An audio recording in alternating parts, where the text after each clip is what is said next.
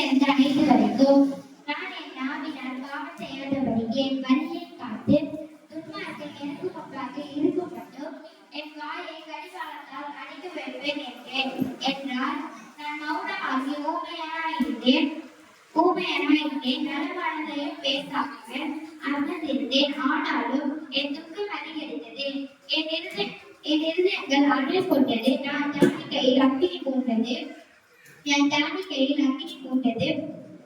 அப்பொழுது நான் விண்ணப்பம் செய்தேன், கர்த்தாவே நான் எவ்வளவாய் நிலையற்றவன் என்று உணரும்படி என் முடிவையும் எவ்வளவாய் நிலையற்றவன் என்று என் முடிவையும் என்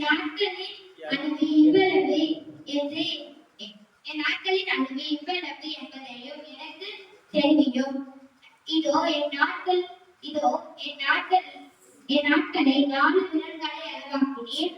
4 விரல்களை அளவாக்கினேன். என் ஆயுசு உமது பார்வைக்கு இல்லாதது போல் இருக்கிறது. எந்த மனுஷனும் வாயே என்பது நிச்சயம். ஆமென்.